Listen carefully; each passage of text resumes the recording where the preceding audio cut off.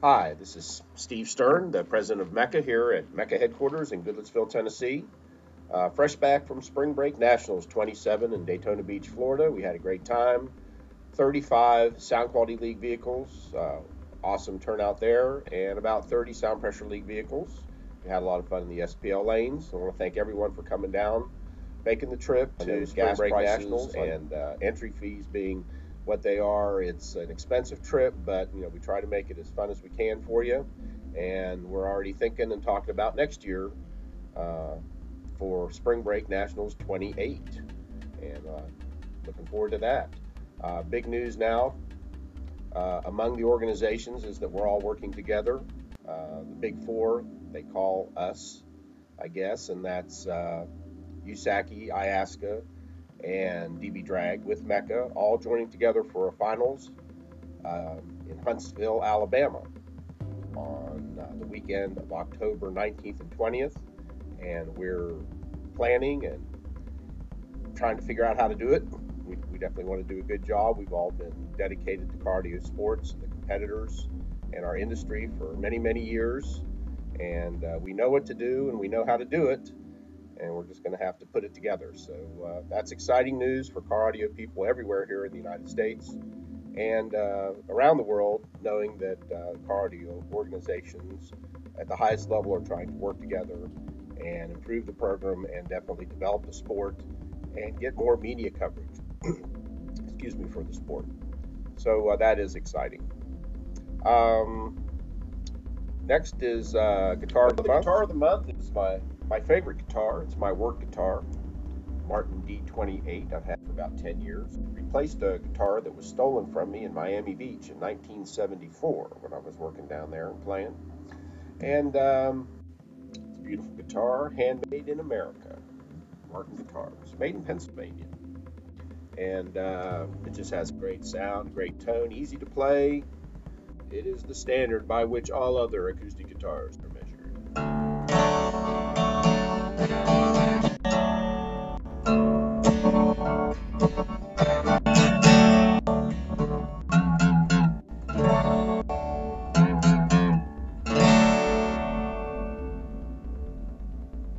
Yeah, love that. All right, so moving right along, we wanted to talk about some Car Audio Sound Pressure League facts and wanted to go over our Sound Pressure League pressure class formula and explain to those of you who may not understand or just be getting into this um, what it's about. And basically, we are putting our Sound Pressure League vehicles, the competition vehicles, against each other based on complexity of design. So you'll see street vehicles that are different from, say, modified vehicles. Modified vehicles having walls and extra big enclosures, unusual sound pressure oriented uh, strategies and designs that are not street uh, by our definition. So that's good. So we also have talked about before our trunk class, two classes in the trunk division, and that is a new thing for MECA, and we know that people with trunk systems out there want a place to play, and we have that. So with our pressure class formula, the idea is that after we've gotten over the complexity of design issues and put people in the appropriate divisions, and we put them in brackets based on their potential to make bass. And what makes bass? We believe that it's woofer, cone surface area, which we measure in square inches, and power. And power comes from the subwoofer amp or amplifiers. And there are unlimited classes where no fusing is required, but for the other classes, fusing represents the power that we believe the amplifier is capable of producing. And we add the cone surface area and the power, which for our qualified scores for our members. In other words, for a member to get points, they must build their system according to our rules using fuses in the AS 1 and 2 classes, the Street 1 through 4 classes, Trunk 1 and 2, Modified 1 through 4, and park and pound 1 through 4. For those classes, you must have a fuse block within 18 inches of your amplifier, and that's your subwoofer amplifier. And there's specifics about these setups that you can read in our rule book, which is free online. You can get that link from our homepage. And we want you to look at the rules and see what class you believe you would go in. And when you go to the shows, we want you to be able to tell the judge, please verify me for this class, for trunk 1, for example. And then the judge looks at your vehicle from front to back to make sure it complies with the rules for that particular division, and then does the math to figure out the potential of your system. So we would add your cone surface area, and for the fuse classes, we take the fuse value times 10.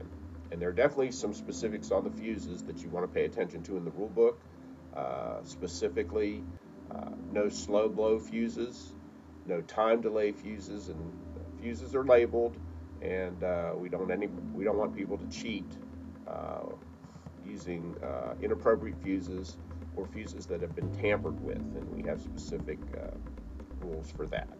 So we'll do the math, and let's say that you have a 60 amp fuse, 60 times 10. We figure that the fuse, kind of a standard way of looking at this over the years has been the fuse times 10 gives you the relative potential of the amplifier to produce power, which is watts. So 60 times 10 is 600 watts. So let's say we had a 60 amp fuse and two 12s. Two 12s are 226 square inches. Okay, that's 113 a piece. 226 plus 60 is 826. So that would be, for example, in street, that would be street 2. Okay, it does not go over the bracket limit of 1,000. So that's how we look.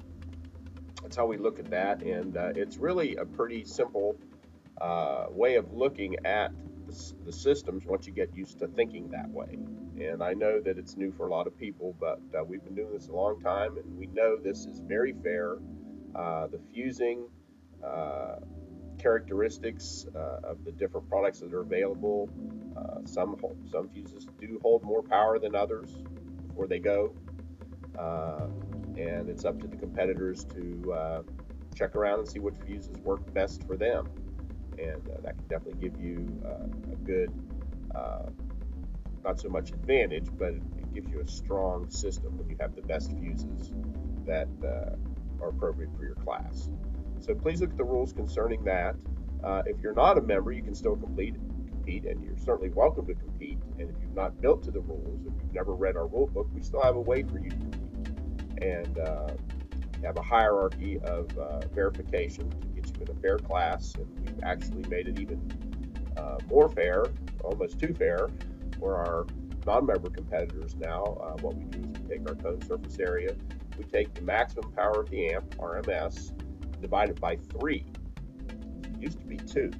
Now we divide by 3. So if you have a 3,000 watt amp, quote unquote, we're going to rate that amp at 1,000 watts. 1/3 of 1,000, or 3,000 is 1,000, and you'd add your cone surface area. It's still, for our most ambitious and aggressive competitors, it is still best to use the fuse block and that system to maximize your power and your output, your efficiency, and get your best score. So we have a really good system for our members and for non-members to compete. And again, everyone's welcome. We do clinics for our members. They're free at most events except Triple Point. And we'll help you out and show you how to get your best score the first time, find your peak frequency on our term lap meter. And it's really a lot of fun. If you're into the sound pressure level sports like we are, you're going to love what MECA has to offer. And we take it to the highest level by offering, of course, our world championships in each class. But our most popular thing is really our state championship program. And every class in MECA, and I think we have 34 classes, I guess 35 now with dueling demos, has the potential to be a state championship titled class in every state. So that's hundreds and hundreds, if not thousands, of state champions that can compete in MECA here in the future. And we've got the rule book all set for really the next 2 to 3 years of competition. We really are ahead of the curve, and we've tried to keep things as current as possible for our Sound Pressure League and our Sound Quality League competitors, and make our definitions as clear as possible in our rule book. And this gives the competitors their best opportunity and best chance, really, to live their dream of pursuing a championship in car audio sports. And that's really what it's all about. Winning is great, but to have the credentials as a state champion and, of course, a world champion from any organization is noteworthy and deserves a lot of respect. Well, that's it for our February into March podcast for MECA. I want to keep in touch with everyone as much as possible. I am trying to get more shows on the books and posted as soon as possible. Please remember that the shows are not posted until they're confirmed. And it's still early in the season. If there have been shows in your area and you don't see any on the schedule yet, pretty sure you're going to have some. We're just working on them, getting the details worked out. If you have any questions, contact me directly at mecacaraudio@comcast.net, and check our website, mecacaraudio.com. We have a Facebook. We have 3 Facebooks, I believe, and YouTube, and we're adding YouTube videos all the time. So, hey, thanks a lot, and we'll see you next month.